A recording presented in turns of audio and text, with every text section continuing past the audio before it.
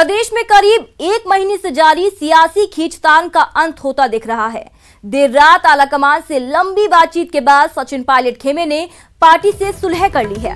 कांग्रेस ने पायलट को आश्वासन दिया है कि उनकी सारी शिकायतों पर गौर किया जाएगा और सम्मानजनक तरीके से उनकी घर वापसी कराई जाएगी। पार्टी ने पायलट गुट की शिकायतें सुनने के लिए 3 सदस्यीय कमेटी का गठन किया है। इस कमेटी में प्रियंका गांधी वाड्रा, वरिष्ठ नेता अहमद पटेल और केसी वेणुगोपाल को रखा गया है। तो 3 तस्वीरें भी आप देख सकते हैं। आलाकमान के साथ मंथन किया गया और साथ ही पायलट मान गए हैं। इसी तरीके से कह सकते हैं कि गहलोत सरकार पे से संकट के बादल भी हट गए हैं। सचिन पायलट ने राहुल प्रियंका से मुलाकात के बाद कांग्रेस वॉर रूम में जिन 10 बड़ी बातों का जिक्र किया, उन पर एक नजर डाल लेते हैं।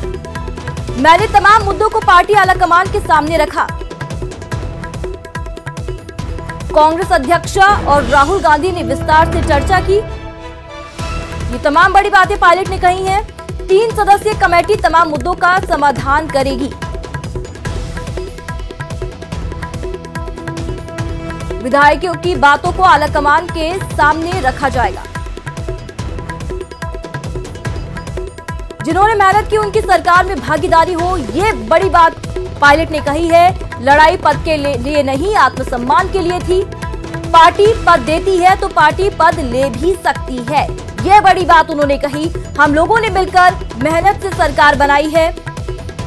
राजनीति में संयम रखना जरूरी होता है। जो वादे करके सत्ता में आए थे वो पूरा करेंगे। तो ये 10 बड़ी बातें जो काफी लंबे समय के बाद सचिन पायलट सामने आए और मीडिया से उन्होंने कही। सरकार के और संगठन के कई सारे ऐसे मुद्दे थे जिसको हम रेखांकित करना चाहते थे, और मैंने जो इशू उठाया था, चाहे वो देशद्रोह का मुकदमा एसओजी वाला हो या हमें काम करने का जो तरीका था उसमें जो आपत्तियां थी, उन सब के बारे में हमने बताया। और मैंने शुरू से इस बात को कहा कि जो मुद्दे हैं वो सैद्धांतिक हैं और मुझे लगता था कि पार्टी के हित में उन बातों को उठाना बहुत ज़रूरी था। जब मुझे लगा कि इन बातों में जहां पर मुझे आपत्तियां थीं या जहां पर मुझे लगा कि अपनी बात रखना बहुत ज़रूरी है, तो कांग्रेस के समक्ष मैंने उस बात को रखा। मुझे खुशी है कि कांग्रेस अध्यक्ष ने, पूर्व अध्यक्ष राहुल गांधी जी ने, प्रियंका जी ने, हम सब ने विस्तार से आज चर्चा करी और हमारे जो साथी विधायक हैं उन सब की बातों को, उन सब के कंसर्न्स को हमने प्लेटफॉर्म पर रखा है। और मुझे आश्वासित भी किया गया है, मैं धन्यवाद देता हूं इस बात का, कि ये 3 सदस्यीय कमेटी बनकर बहुत जल्द उन तमाम मुद्दों का निराकरण करेंगे जो मुद्दे हम लोगों ने उठाए हैं। पार्टी पद देती है, पार्टी पद ले भी सकती है। मुझे पद की बहुत लालसा नहीं है, लेकिन मैं चाहता था जो मान सम्मान स्वाभिमान की बात हम लोगों ने करी थी वो बनी रहे। राजनीति में आज 18-20 साल से मैंने जो योगदान दिया है व्यक्तिगत रूप से पार्टी के प्रति, पार्टी भी बात को जानती है। और हमने हमेशा कोशिश करी है कि जिन लोगों ने मेहनत कर इस सरकार का निर्माण किया है उन लोगों की हिस्सेदारी, भागीदारी सुनिश्चित की जाए। मुझे खुशी है कि कांग्रेस अध्यक्षा जी ने आज जो कमेटी का गठन किया है, और ये बात भी जैसे वेणुगोपाल जी ने कहा कि समयबद्ध तरीके से इन सब बातों को सुनकर इसका अच्छा निराकरण किया जाएगा। मैं समझता हूँ ये एक स्वागत योग्य कदम है। जब हम चुनाव जीत कर आए थे उस समय हमने कांग्रेस अध्यक्ष को ये निर्णय दिया था देने के लिए कि कांग्रेस का मुख्यमंत्री कौन बनेगा।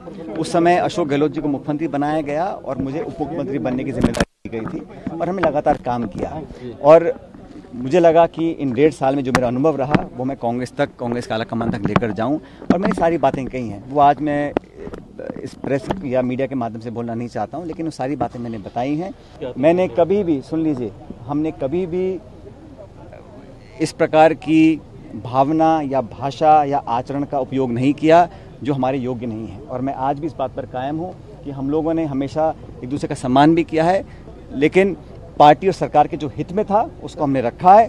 और जितना भी लोग कुछ भी कहें, ये बात सच है कि हम लोग कांग्रेस पार्टी के न सिर्फ सिंबल पर जीत कर आए, लेकिन कांग्रेस पार्टी का काम कर हम सत्ता में आए थे।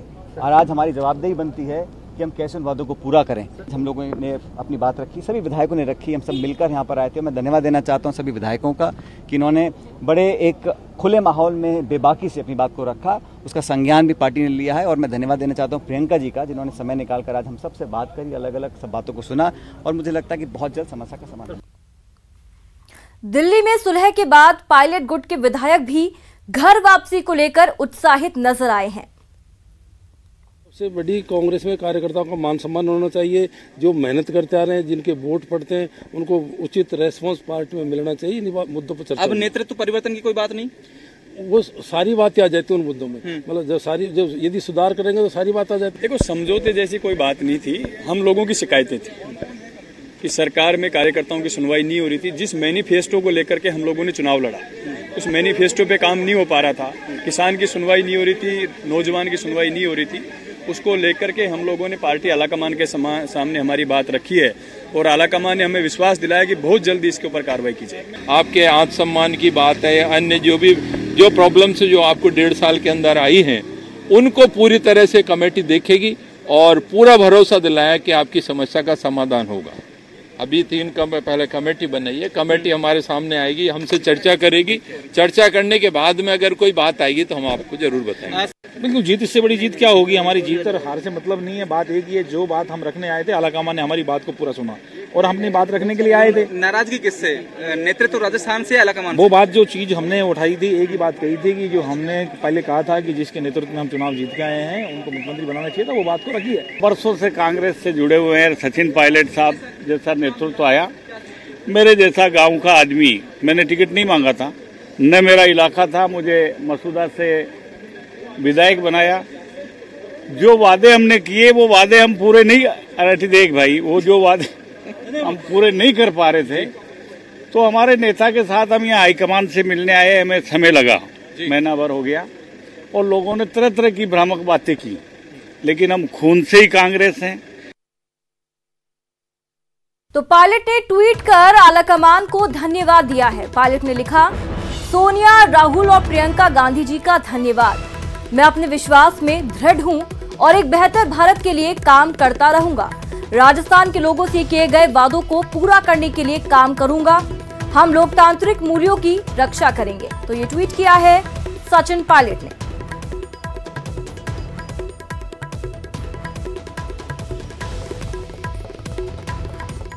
और तमाम अपडेट्स देने के लिए सहयोगी दीपक व्यास हमारे साथ जयपुर से सीधा जुड़ चुके हैं। दीपक, अब हम देख सकते हैं सचिन पायलट की एक तरीके से मान गए हैं वो, साथ ही साथ जो बागी विधायक है वो भी अब घर लौट रहे हैं। बात जयपुर की करें तो वहां पर कब तक लौटेंगे ये सभी?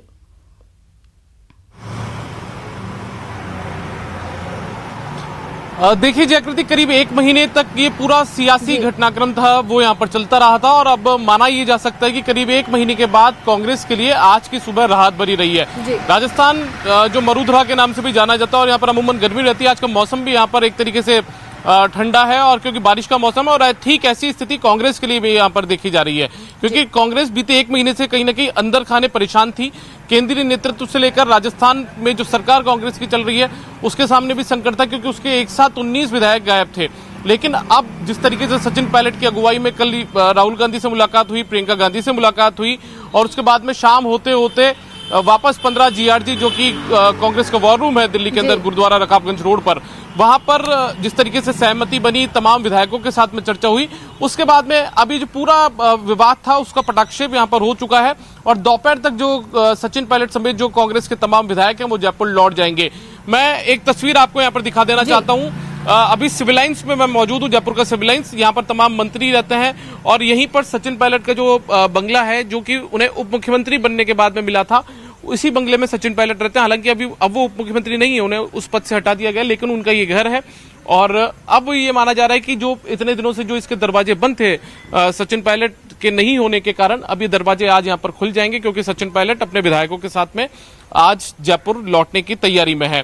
और दोपहर तक उनका जयपुर लौटने का कार्यक्रम है। पहले ये था कि जब जिस तरीके से 15 GRG में जो बैठक हुई थी, प्रियंका गांधी, केसी वेणुगोपाल, अहमद पटेल के साथ में तमाम विधायकों के लेकर वो गए थे, और उसके बाद में जिस तरीके से मीडिया के सामने वो आए थे, तो उसके बाद में चर्चा ये थी कि देर रात वो जयपुर के लिए दिल्ली से रवाना हो सकते हैं इस पूरी मुलाकात के बाद में।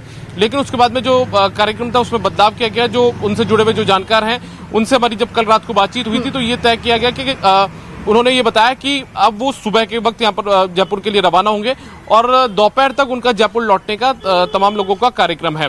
तो माना ही जा सकता है कि अब बिल्कुल एक तरीके से कांग्रेस के लिए जिस तरीके से विधानसभा का सत्र शुरू होने जा रहा है उससे पहले एक राहत भरी खबर यहाँ पर कांग्रेस के लिए है। बिल्कुल बिल्कुल दीपक, एक चुनौती भी यहाँ पर होगी आपसी सामंजस्य बैठा पाना, अब क्योंकि हमने देखा कई मतभेद हुए, अब उन्हें सुलझा लिया जाएगा, लेकिन क्या मनभेद दूर हो पाएंगे?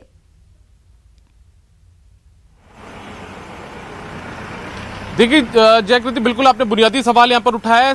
बिल्कुल तमाम लोगों के जहन में यही बात है, ना केवल कांग्रेस के नेताओं के कार्यकर्ताओं के बल्कि तमाम राजस्थान की जनता के जहन में भी ये सवाल उठता है कि आखिर जिस तरीके से जो विवाद चला आ रहा था, जो पिछले 1 महीने पहले जिस तरीके से मुखर हो गया ये विवाद, और उसके बाद में जिस तरीके से विधायकों ने दूरी बना ली, दिल्ली कैंप में वो चले गए, यहाँ पर बाड़ेबंदी कांग्रेस के विधायकों की कर दी गई, तो ऐसे में भले ही सुलह यहाँ पर जरूर हो गई हो, यहाँ पर कांग्रेस हाईकमान जो है, आलाकमान जो उसके दखल के बाद में जिस तरीके से कमेटी का गठन कर दिया गया हो विवाद को सुलझाने के लिए, सचिन पायलट और उनके खेमे से जुड़े जो विधायक हैं उनकी समस्याओं को लेकर, उनकी मांगों को लेकर एक कमेटी बना दी गई हो। लेकिन जब तक ये कमेटी काम करेगी, ये जो भी निष्कर्ष निकालेगी, क्या तब तक या फिर उसके बाद भी यदि कुछ सॉल्यूशन निकलता भी है तो उसके बाद भी जो मनभेद जैसी स्थिति है क्या वो दूर हो पाएगी इन दोनों बड़े नेताओं के बीच में? क्योंकि ये जो विवाद था ये पिछले लंबे समय से चला आ रहा था, उसके बाद में सरकार बनने के बाद में ये विवाद ज्यादा हो गया था, बीते करीब 1.5 साल से विवाद काफी चरम पर था, और उसके बाद में जिस तरीके से ये खुलकर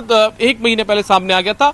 सचिन पायलट की तरफ से भले ही कुछ बयान ना दिया गया हो इस 1 महीने के दौरान, लेकिन मुख्यमंत्री ने भी कई तरीके के आरोप लगाए थे, दूसरे नेताओं ने भी आरोप लगाए थे, सचिन पायलट खेमे के नेताओं ने पलटवार किया था, उन्होंने भी कई आरोप दूसरे मंत्रियों पर और दूसरे विधायकों पर लगा दिए थे जो कि जैसलमेर में बाड़ेबंदी पर थे। तो ऐसे में ये विवाद जो था वो काफी आगे तक बढ़ चुका था, बयानबाजी काफी आगे तक बढ़ चुकी थी, और ऐसे में क्या ये अब जो मनभेद जैसी स्थिति है वो क्या खत्म हो पाएगी? ये तमाम लोगों के जहन में इस बात को लेकर बड़ा सवाल है। महत्वपूर्ण जानकारी आप दे रहे थे, आपका बहुत बहुत शुक्रिया।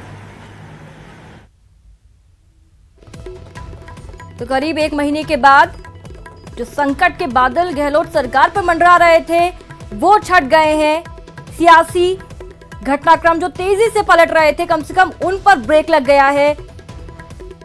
कल लंबे वक्त के बाद सचिन पायलट मीडिया से मुखातिब हुए और वहां पर जो तमाम बड़ी बातें उन्होंने कही वो आपको इस वक्त दिखा रहे हैं। ब्रेक के बाद स्वागत है। मरुधरा में कोरोना विस्फोट लगातार जारी है। कोरोना केस 53,700 के पार, 600 के पार जा पहुंचे हैं। 24 घंटे में 1173 नए केस सामने आए हैं, 11 की मौत हुई है। महामारी से अब तक 800 लोगों ने जान गंवाई है। बड़ी खबर, इलाज के बाद 36,000 लोगों को डिस्चार्ज किया जा चुका है। राज्य में सैंपलिंग 17,54,000 के पार पहुंच चुकी है। तो लगातार कोरोना की रफ्तार बढ़ती हुई दिखाई दे रही है। अगर ग्राफिक्स पर नजर डालें तो कुल केस 53,670, एक्टिव केस 13,810, 36,310 वो लोग जो ठीक होकर अपने घरों पर लौट चुके हैं। तो वहीं कोरोना के चलते 800 लोगों ने अपनी जान गंवाई। और अब मैप के जरिए जिलेवार एक नजर डाल लें। जोधपुर में 8,154, जयपुर में 6,594, अलवर में 5,328, पाली में 3,194, भरतपुर में 2,977, कोटा में 2,845, बीकानेर में 2,672, अजमेर में 2,628, बाड़मेर में 1,767 और नागौर में 1,721 कुल पॉजिटिव केस सामने आए हैं। झालावाड़ पुलिस को अवैध हथियारों के खिलाफ बड़ी कामयाबी हाथ लगी है। पुलिस ने विशेष अभियान के तहत क्षेत्रों में खानपुर, रटलाई, सारोला और झालरापाटन में कार्रवाई करते हुए 15 तस्करों को गिरफ्तार किया। इनके कब्जे से 10 देशी पिस्टल, कट्टे और 10 जिंदा कारतूस बरामद किए गए हैं। पुलिस को पूछताछ के बाद कई बड़े खुलासे होने की भी उम्मीद है। 6 अभियुक्त जो हैं उनको डकैती योजना बनाते हुए योजना का था उनका, इसलिए हमने उनको अरेस्ट किया। उनके पास से हमें 4 वेपन मिले हैं, 2 देसी पिस्टल हैं और 2 देसी कट्टा है, और 2 कारतूस मिले हैं इनसे। इसके अलावा भी और आर्म्स की, क्योंकि इस दौरान काफ़ी सघन अभियान चला। ऐसा इंसिडेंट हुआ था शहर के बीचों बीच के घर पे फायर कर दिए गए, तो क्योंकि फायर आर्म्स के खिलाफ हमारा सघन अभियान चला, तो इस दौरान हमें खानपुर से भी 1 पिस्टल और बरामद हुई है एक अभियुक्त से, जिसके साथ और 4 कारतूस भी हैं। और खबर झालावाड़ से, जहां मानव तस्करी यूनिट ने शहर के सिटी 4 लेन स्थित एक मोटर गैराज से 4 बाल श्रमिकों को मुक्त करवाया। टीम ने गैराज संचालक के खिलाफ कार्रवाई करते हुए उसे पाबंद किया और सभी बच्चों को चाइल्ड लाइन को सौंप दिया है। बता दें कि जिले के कई निजी संस्थानों और दुकानों पर बाल श्रम कराए जाने की शिकायतें सामने आ रही थी। महोदय के निर्देशन में मानव तस्करी यूनिट के द्वारा कोतवाली के सहयोग से 4 बच्चों को बाल श्रम करते हुए मुक्त कराया। ये गिरधर पार्ट्स की दुकान है, उसके वहाँ से।